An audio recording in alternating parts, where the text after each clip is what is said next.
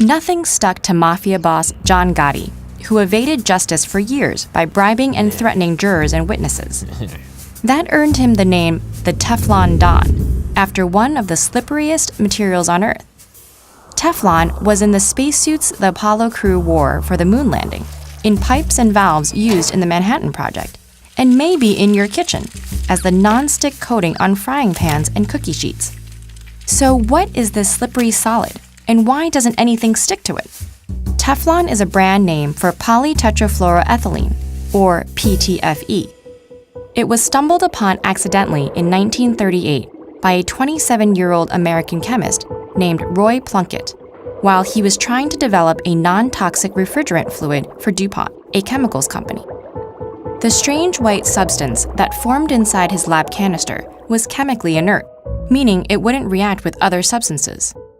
It also had an extremely low coefficient of friction, making other materials slide right off it. Teflon's properties make it perfect when you need something slippery, chemical resistant, or waterproof, which means it has a lot of applications.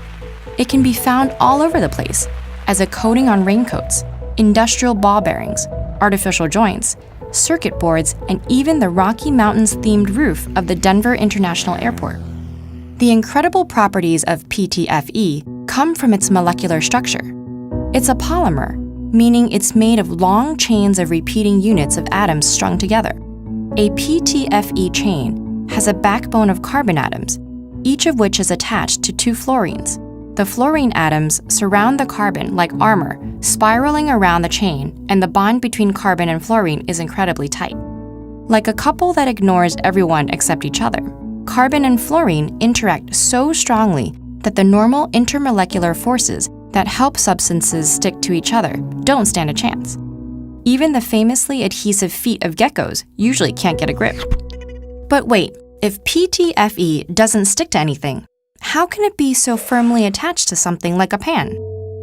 One method involves sandblasting the pan or etching it with chemicals to make it rough. Then a special primer is applied, which acts like glue. Its exact composition is a trade secret, guarded by each manufacturer.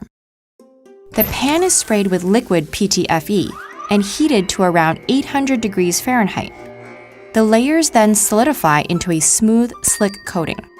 When you later cook eggs in this Ptfe-coated pan, the extra tight carbon-fluorine bonds just ignore the water and fat and protein molecules in the eggs. Without those interactions, the food just slides around without sticking. You might wonder if it's safe to cook in a Ptfe-coated pan. The answer is yes, if you're careful. Ptfe is stable at moderate temperatures, like you'd use to cook eggs or fish. But above 500 degrees Fahrenheit, it starts to degrade, and heating it further releases fumes that can make you feel sick. An empty pan can reach 500 degrees fast over high heat, but most kitchens are ventilated well enough to dissipate the fumes.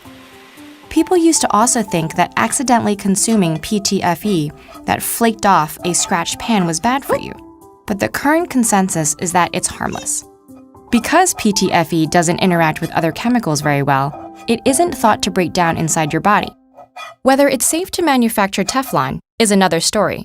DuPont and its spin-off company, Chemours, now face lawsuits worth millions of dollars.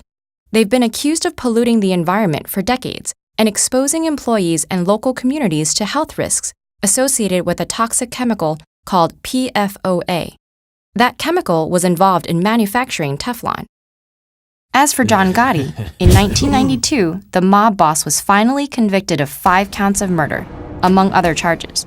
That prompted the head of the FBI office in New York City to announce, "The Teflon is gone.